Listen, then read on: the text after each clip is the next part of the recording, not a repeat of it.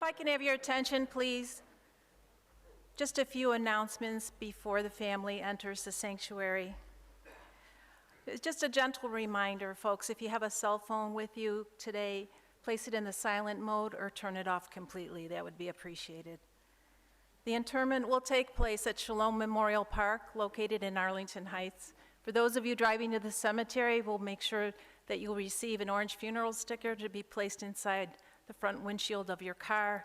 And for an added measure of safety, we will be providing those vehicles with an orange magnetic flag to be placed on top of your vehicle.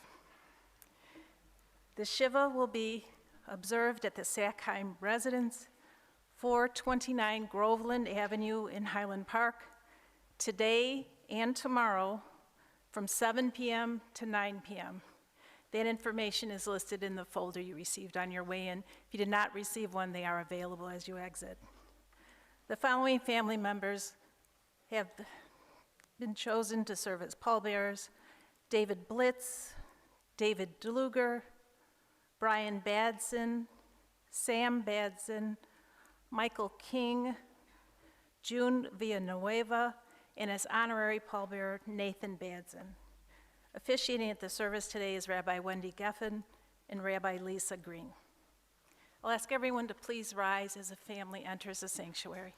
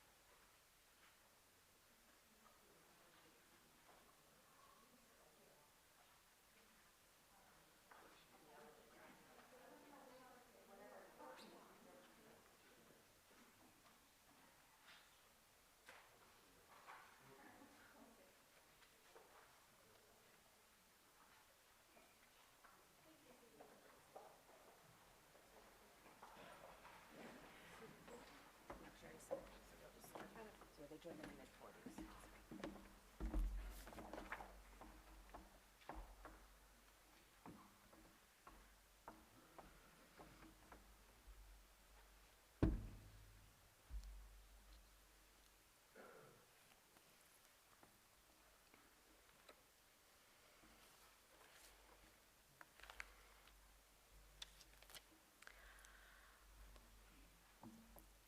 We gather this afternoon with love and remembrance, with deep gratitude for Ron's life, for loving relationships and friendships, and with deep, deep sadness. It is so perfect, if I can use that word, that we are here in a sanctuary of North Shore Congregation Israel. Ron spent his life in this, for maybe not a few years, but most years. He spent his life as part of this synagogue community. I come to you with two images of countless. One is, Kathy, when you and Ron had your seats on high holidays, exactly those same seats, and we could see you and know exactly where you were, and he was there and ready to go early. And another is, as many of you may know, Ron and Kathy were adult B'nai Mitzvah a number of years ago. So here's what I'll tell you. Learning a language as an adult is really hard. And what I've now come to understand is learning a language and reading when you have Parkinson's is even harder. And so one of my favorite lasting images of Ron Sackheim is him sitting out here in Rebecca K. Crown Hall, studying with our incredible Hebrew teacher, Lynn Friend, because Hebrew was hard for all adults. It was really hard, and he was determined. And those of you who were here for that service know that he read Torah, and oh, was he proud. And he got on the bima and read Torah and gave a Devar Torah. So my image of him is sitting out there working on his Hebrew again and again, determined to get it. And so as we gather with love and remembrance, deep sadness and gratitude, let us take the images, the memories, and the enduring lessons from Ron's life and bring them into our own. Let us see that smile as he offered a bit of wry wit and waited for your response, right? You'd think he was going to be oh so serious, and he'd just like wait for the kicker. And his determination, his love of family, and so much more. As we praise you this day, O God, we think of those whose death devastated our lives. We feel the bonds that tied us together, the love that we shared, and the memories that remain with us still. We thank you for the gift of their lives. What are we, O God, that you should care for us? Our days are like a fleeting shadow, a wistful sigh, the whisper of the wind. So teach us to treasure each day of our life as a precious gift from our Creator, to love our God, to continue with gratitude. Let us treasure all whom we have today and every day.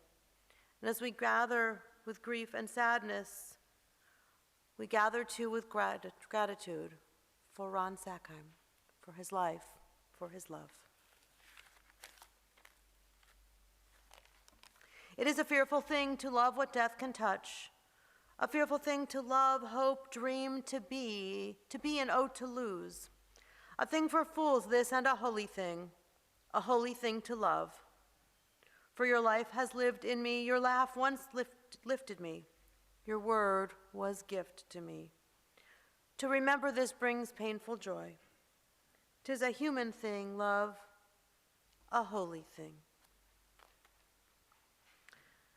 Death will come. Its hand will not be stayed even an instant, nor can we enter into judgment with it. Our question why will go unanswered. But this does not mean that we are helpless in the face of death.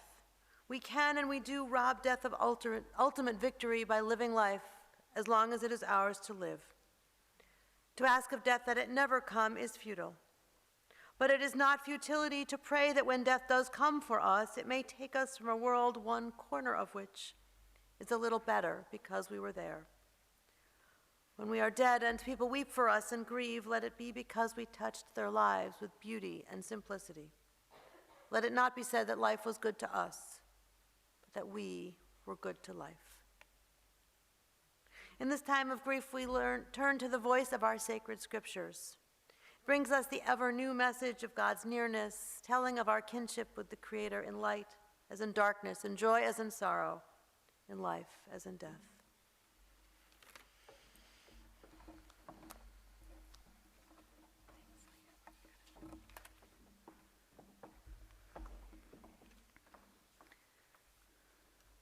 Undoubtedly, some of the most treasured words which have been a source of comfort to so many throughout the ages come in the form of the 23rd Psalm.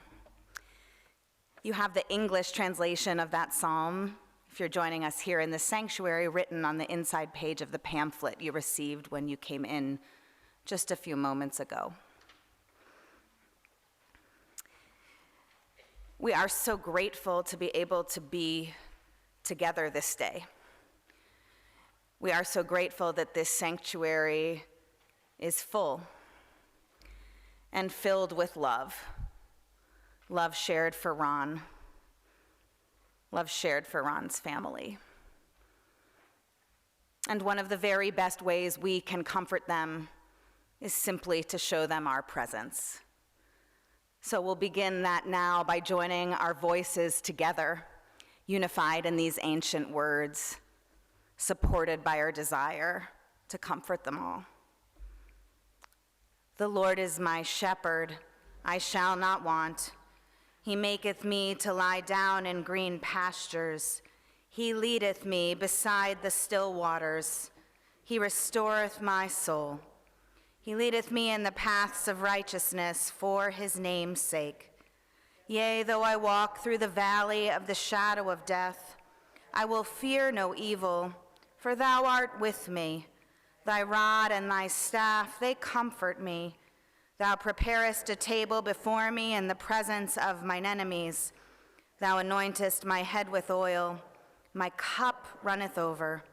Surely goodness and mercy shall follow me all the days of my life, and I will dwell in the house of the Lord forever.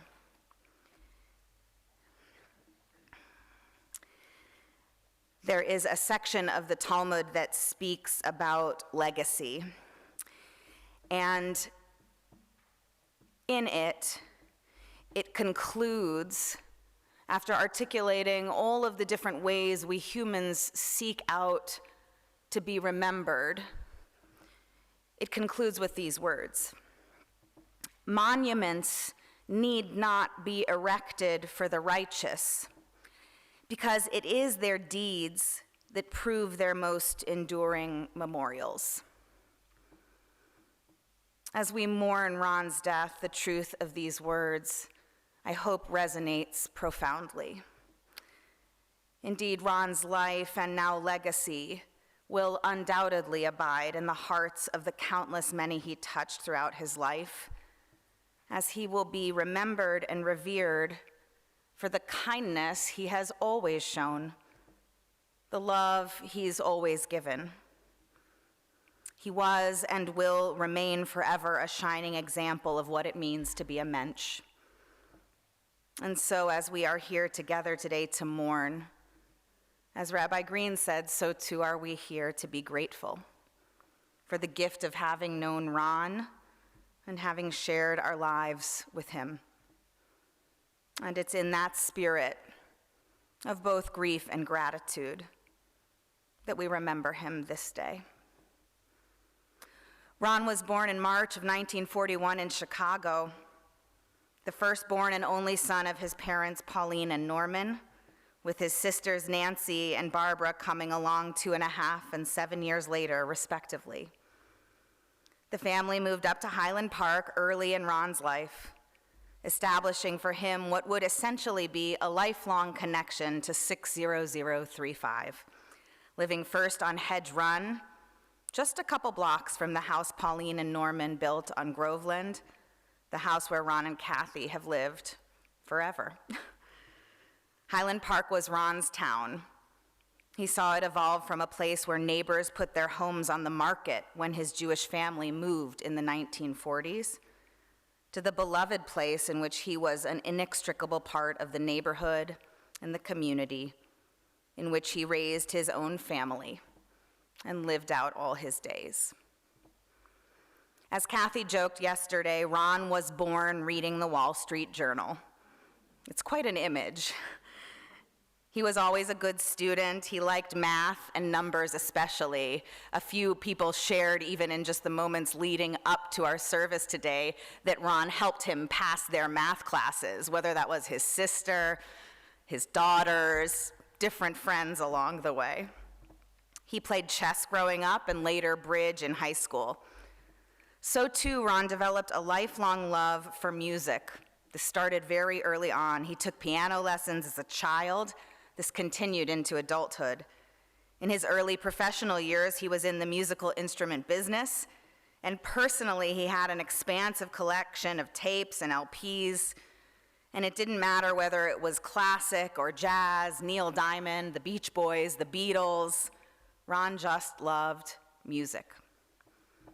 He also enjoyed being active. He was an avid tennis player. He enjoyed running, neighborhood basketball games a little bit later in life, whatever. And of course, he was a sports fan par excellence. The Bears, the Cubs, the Bulls. I should have said da Bears, da Cubs, da Bulls. That was a part of it. He loved them all. He would listen to sports radio always, even en route to the games. And one time when the Bulls were in the playoffs, he and Kathy were at the Symphony. Lest this prove an obstacle, Ron was listening, apparently, to the play-by-play, I guess on the radio silently, but visibly and not subtly making hand motions, noting the score, which made the next day's happenstance comment by a stranger that there was some crazy guy at the Symphony noting all the scores not entirely surprising to anyone who knew Ron. Ron graduated from Highland Park High School in 1959, matriculating to Miami of Ohio, where he studied accounting, graduating in 1963. He headed off to law school for a year, but then changed course to pursue an MBA at Northwestern, where he received that degree in 1965. Ron's professional journey began at Arthur Andersen, took him into the realm of the family business afterwards, first with the business that he merged with his father's Strum and Drum, and then later joining Norman in screws, nuts, and bolts. Ron loved this work. It connected him both to his father, who started out importing screws, and also his grandfather, who was an early screw manufacturer, truly the family business. When Norman tragically died in a plane crash, Ron's life was changed forever, as he took over the company himself just at the young age of 32. Ron was passionate about the business. He was a people person. He enjoyed interacting with their customers, and the customers really took to Ron.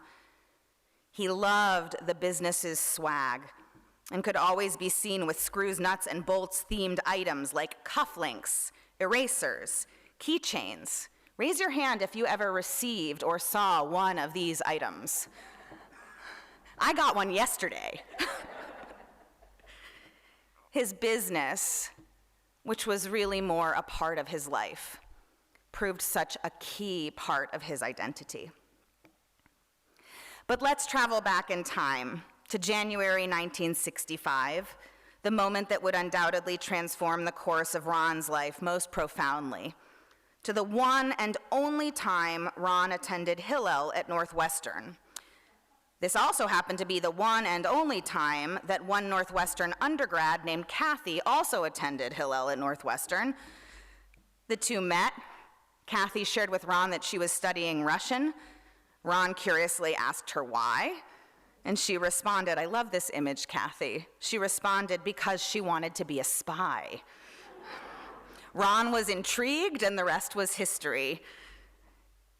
Kathy remembers being drawn to Ron's humor, his maturity, his solid, stable nature, and how from back then and always, she always felt safe with Ron.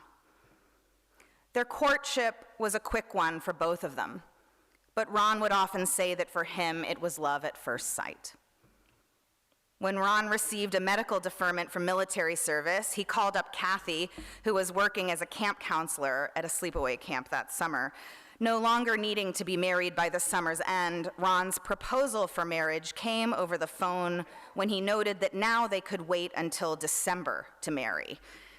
And so it was that they wed on December 19th, 1965 at Temple Brith Kodesh in Rochester by Rabbi Herbert Bronstein, who has been Kathy's rabbi since her childhood, and a dear friend to Kathy, Ron, and the entire Sackheim family over so many years now. Ron and Kathy honeymooned in Puerto Rico and Jamaica. Then they returned to Evanston for a few months before moving up to Highland Park, where they would remain for the rest of Ron's life.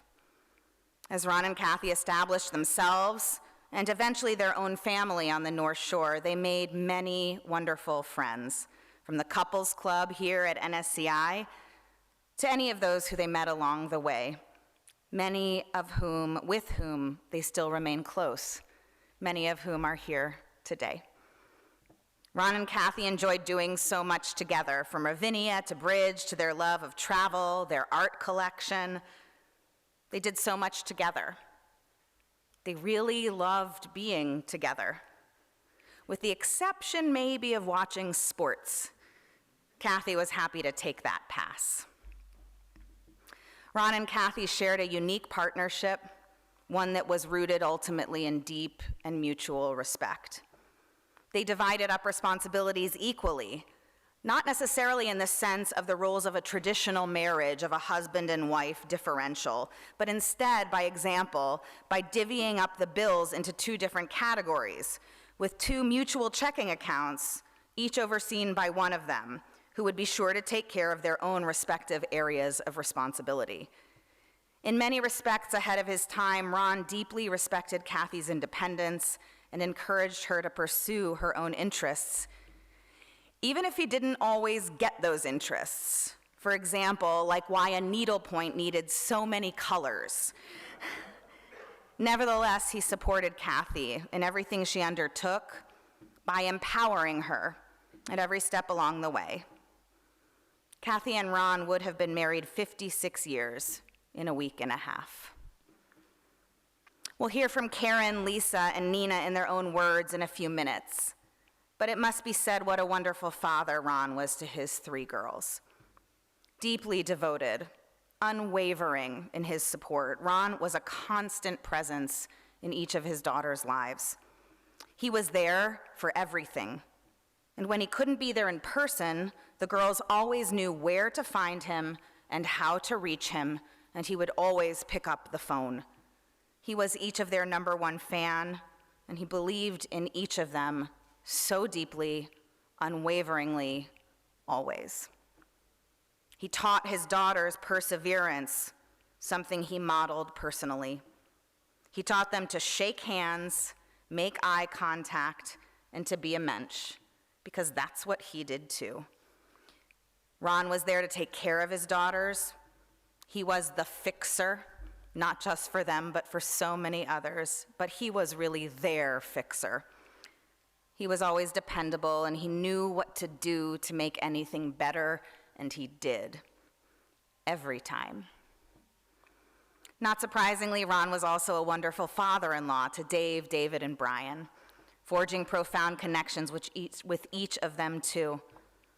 To Ron, there was always room for more love, and he extended the expanse of his embrace to include not only his sons-in-law, but also their parents, his machatunim, with whom he shared wonderful relationships as well. And oh, how blessed Ron was to be grandpa to Lindsey, Jordan, Joshua of blessed memory, Chloe, Sam, Rebecca, Elissa, and Nathan. Ron was not able to do everything he physically would have wanted to do with his grandchildren, but he was always a special part of their lives. He loved them each so deeply. He was always interested in their lives, their happenings, ever proud of their accomplishments. In 1998, Ron was diagnosed with Parkinson's, as we know, a terrible disease of loss, a disease that ultimately takes everything away. Of note is that with each loss, Ron handled himself with dignity and courage. And throughout it all, he never gave up on living his life. Much of this is a testament to Ron's strength, perseverance, his outlook. But much of this, too, is due to the quality of care Ron received. Undoubtedly, Ron's quality of life was made infinitely better because of the incredible devotion of June. For 12 years, every day from 8:30 to 6:30, June has been there, not just as a caretaker, but more as a treasured friend, and above all, a member of this family. I said to him earlier, he's sort of an honorary member of this congregation, too. He's been here so often. Together, Ron and June went to Bears games, Cubs games, out to lunch. They went to Northwestern classes together, got haircuts, manis and petties. Whatever it was, they did it together. And it is June who Ron's family credits as keeping Ron alive. He is a lifesaver. For everything, Ron's family is eternally grateful to you, June. But of course, above all of this, above anyone, there is Kathy. Truly the rock, supporting Ron in every way possible from start to finish. Kathy, your love, your presence, we all know has been truly unwavering. No matter how challenging, emotionally or physically, you have been there every step of the way. And at the very same time, you've held your family together. You always worked hard to shield your girls from the toughest parts of this journey, and at the same time, you made sure that there were no secrets, that everyone was somehow on the same page together.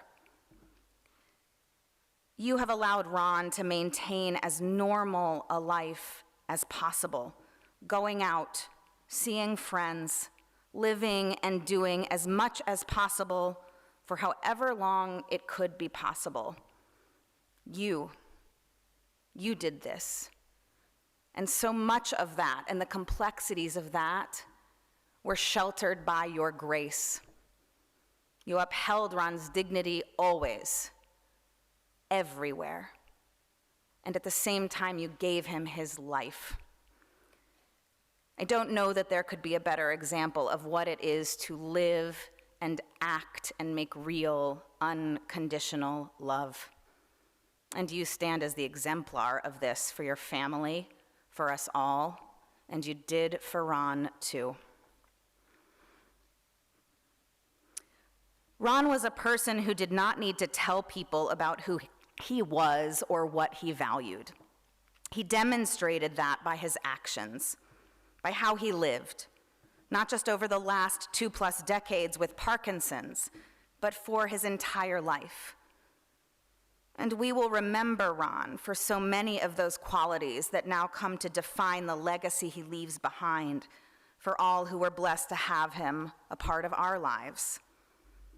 Indeed, we will remember every act that exemplified his generosity of spirit, his passion, his compassion, his dedication and loyalty, his humor, his wisdom, his strength, but most of all, his abiding love. These will be Ron's abiding memorials, and they will undoubtedly live and endure in the lives of those he loved, God willing, for generations to come. May his memory always be a blessing. Amen. We'll hear now first from Karen.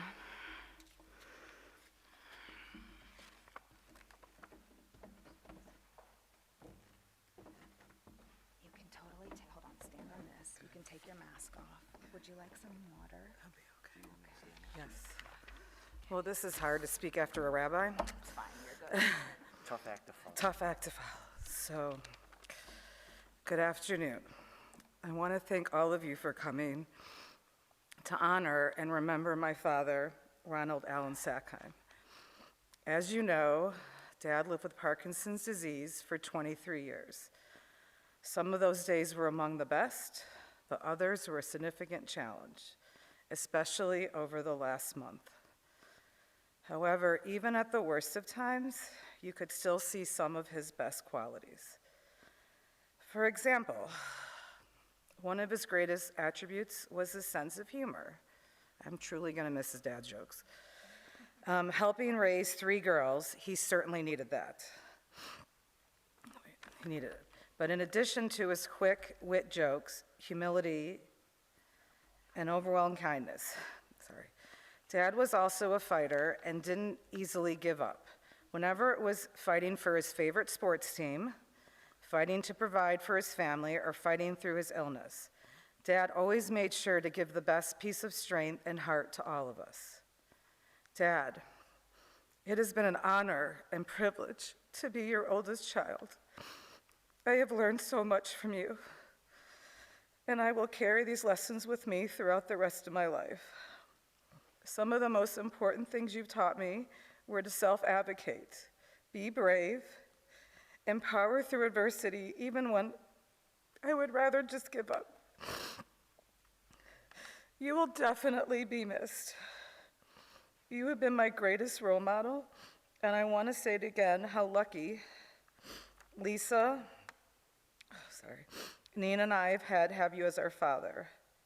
We will do our best to carry on your legacy and honor your memory by being a Sackheim. A name that carries it with compassion, love, and a big heart. I will always love you, Dad. Ooh, sorry. That was beautiful, Karen. Perfect. Are you guys good?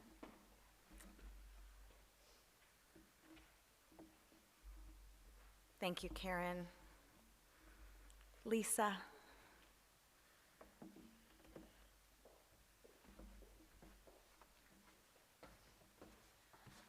Would you like some water? I'll probably need it after. Okay, I'm gonna get some for you. Just come right here. You can take your mask off. I'm the eye candy, the better looking of the brother-in-laws, just so you all know.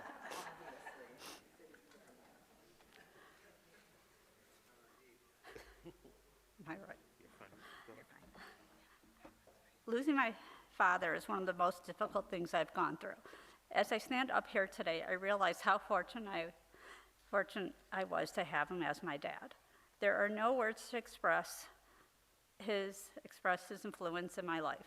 One of the worst days of my life as a parent was when Joshua was diagnosed and when he passed away with DIPG almost 5 years ago in January. After he got a CT at a local place, the primary care told us to go to Highland Park Hospital and get an MRI. I called my mom, and she told me she would send my mom, and told her we had to go to the ER as quick as we can. She would send June and my dad, and she had a Northwestern class. She had to go to class. There's nothing wrong with that. Well, my dad was in the hallway. My dad was in the hallway sitting in his wheelchair. He then started calling every friend he knew who were pediatricians and doctors to make sure when we got to Ann and Robert H. Lurie Hospital, Chicago, that he would have the best care and team of doctors. We are laughing now because my dad actually tried to call Robert H. Lurie of Ann and H. Lurie Hospital, and Robert has passed away many, many years ago. Didn't stop him, though. He called him. Well, my dad has always made sure Joshua would be taken care of, and as always, my dad wanted the top care for him and all of us. During the time Joshua was sick, I needed some extra help for Joshua, but June sent a few caregivers over, but Joshua said, I only want June. And I told him Grandpa needs June, and he needs to fire him. And I said, nope. Ron needed to fire June so that he can come take care of Joshua. I told Joshua, June is not going to leave Grandpa, and again, Joshua said, yes, he is. Well, June stayed with my dad. Today's a very bittersweet day that my dad gets to be with Joshua, and as they get to continue to watch the winning Packers and see the Bears lose. Thank you, Dad, for being the one you were. I love you very much, and I will miss you every day.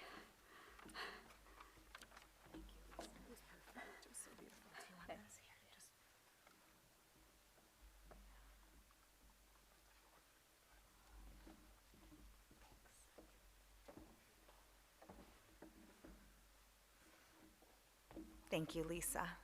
Nina. Do you want this? Okay.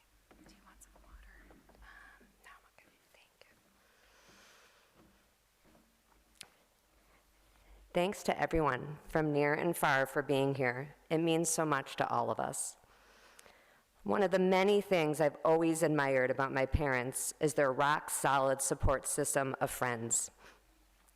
So many are here today and streaming online to wrap my mom and Ron's girls and the rest of their family in their love and their memories.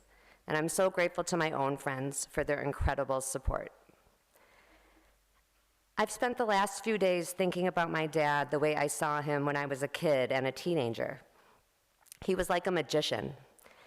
If I struggled in a math unit, he worked on it with me all week. If I was worried about not making the tennis team or an upcoming match, he spent extra time hitting with me on the tennis court. He taught us all to drive. When my sisters or I had a flight canceled or car problems, we knew to find a payphone, call our dad at his office, and he would figure out the solution. It was genuinely like magic. The problem was just gone. As a person with his own hobbies and curiosities, many of which Rabbi Wendy mentioned, he nurtured the same in me. We shared some interests. Being a sports fan was not one of them, though I did enjoy tagging along to some of those epic Bulls games in the early to mid-90s. But like my dad, I played piano and tennis, and I of course found my own interests, which he nurtured with 100% enthusiasm. He and my mom were role models for how a couple could share curiosities and have independence too. They loved going to live theater and symphony concerts together. They traveled all over the world, and they kept going on adventure after adventure, long after it was truly too hard. They loved rescuing greyhounds, which I never quite understood, but they did. I think they kind of became a vision in Highland Park, Ron and Kathy with the greyhounds. And they loved collecting art. In fact, it was my parents' specific Native American art collection, along with my dad's particular energy and humor, that inspired my high school friends, and later my husband and his parents, and the whole Minneapolis family to call my dad the Chief, or just Chief. That was his name. My friends all call him Chief. No matter what I did, my dad was excited about it. He asked lots of questions. He attended all the recitals, the tennis matches, the pom-pom performances. He indulged every college major and career concept. He loved getting to know my friends. I think he admired and really connected to my passion for Judaism. He had a real Jewish neshama, even though he was not raised with very much tradition. It was something really important to him. Everywhere my parents went, they visited a synagogue, or if I went somewhere, they asked me if I found the synagogue. And I clearly admired so much about my parents, including their relationship. I didn't set out to copy their marriage pattern, but copy it I did. When I was barely old enough to make a serious decision about a husband, I, like my mother, picked a guy in business school, exactly 4 years older, who took me away from my parents like my dad took her away from hers in Rochester.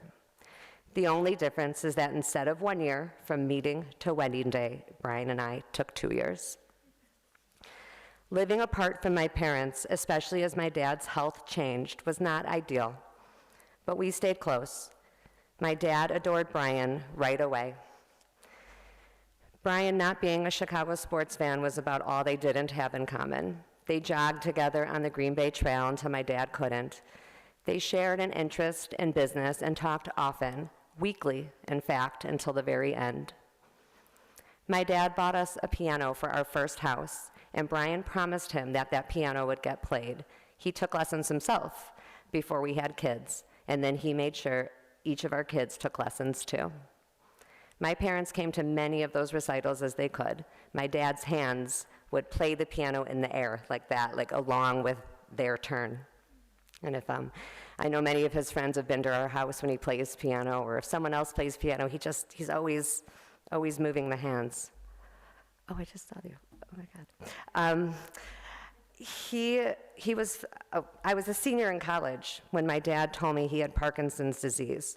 Don't worry, he said, there's medication. I'll be fine for a long time. And he was fine for some years. But slowly things got harder. He faced it all with his signature humor. He'd say, when I walk with a cane, I tell people the cane makes me able. He'd appreciate that laugh because that was a Ronald Sackheim classic. He was a man with many, many jokes up his sleeve. The last truly coherent conversation I had with my dad was in August. He struggled to speak at all, but he said, I never would have made it this far without Mom. And I know every person in this room knows that's true. And we are all so grateful to June, as Rabbi Wendy so beautifully said, who took care of our dad like a son, and therefore took care of our mom. We're so grateful to Rose, too, who loved our dad and loves our mom so much. In that August conversation, my dad also said, "Nobody knows when they're going to die. I'm almost 80, closer to the end. It's a scary thought. I know it's hard to see me deteriorate. And if you or the kids ever want to talk about it, you can always call me." And that was my dad. Still the fixer, still the magician, still concerned about how it was for me and the kids and Karen and Lisa and Jordan and Lindsey and Chloe and everybody to see what was happening to him. Dad, I'm going to miss you. And I'll keep trying to make you proud, which was very, very easy because you were always proud and it was never hard. Thank you.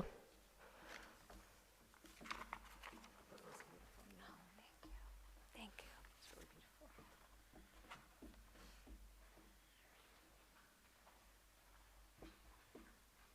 Thank you so much, Nina. And last, we'll hear from Sam.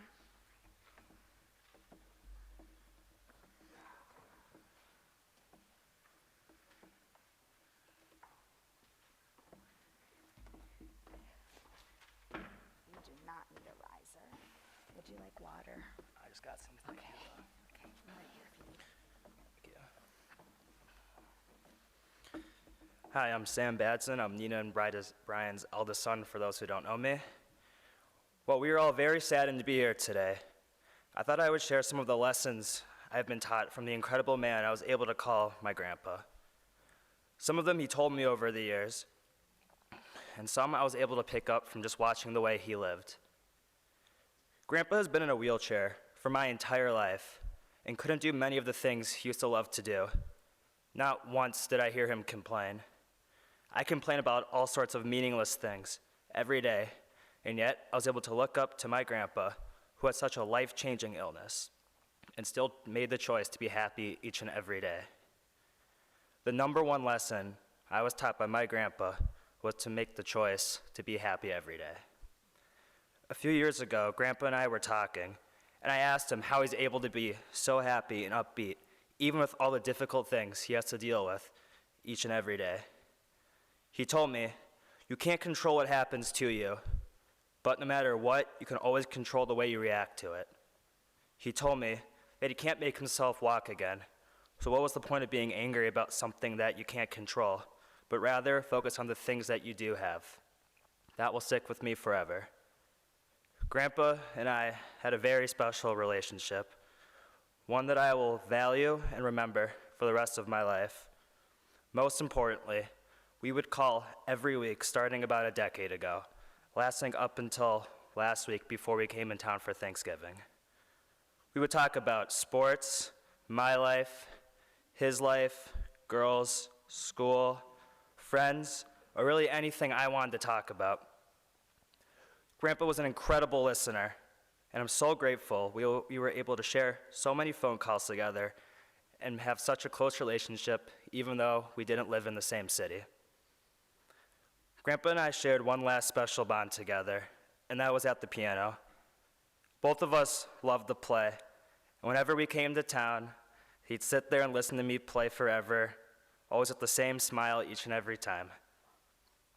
About 5 years ago, maybe 6, he taught me his favorite song, "This Land Is Your Land," which then became my favorite song. Whenever I play it, I think of Grandpa the entire time.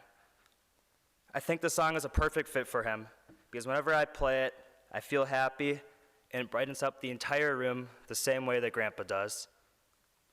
Although Grandpa is not here anymore, his lessons and memories will stay with me for the rest of my life, and he will always be one of my biggest role models. I think if we all take some of the lessons he taught all of us and apply it to our own lives, he will truly have an impact on the world forever.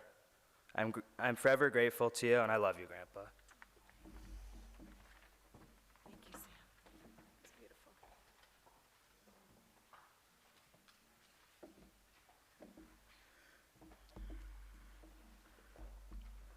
Thank you, Sam.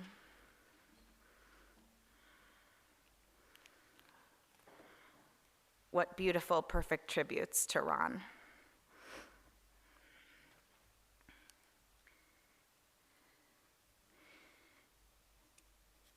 The renowned ethicist Michael Josephson many years ago wrote a piece entitled "What Will Matter?" And the following words are the concluding words to that passage. What will matter? How will the value of your days be measured? What will matter is not what you bought, but what you built. Not what you got, but what you gave. What will matter is not your success, but your significance. What will matter is not what you learned, but what you taught.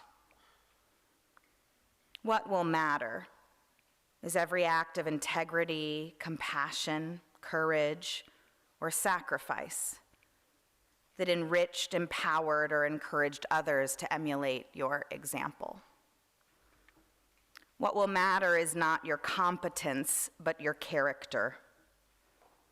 What will matter is not how many people you knew, but how many will feel a lasting loss when you are gone. What will matter is not your memories, but the memories that live in those you loved. What will matter is not how long you lived, but how long you will be remembered, by whom, and for what. We will remember Ron for so much. I'll invite you to please rise.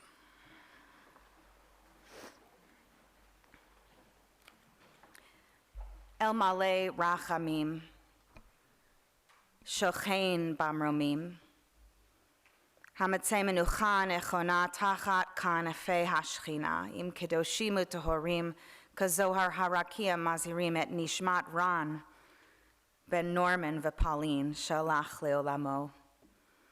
Baal Harachamim, Yastirehu Beseter Kenafecha Leolamim, V'itzror B'itzror Chaim et Nishmato, Adonai Hu Nachalato, V'yanuach B'Shalom Al Mishkavo, V'nomar.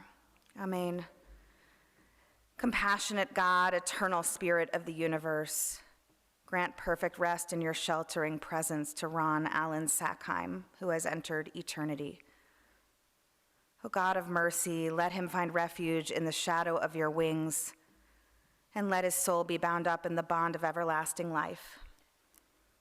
God is his inheritance. May he always rest in peace. We say together, Amen.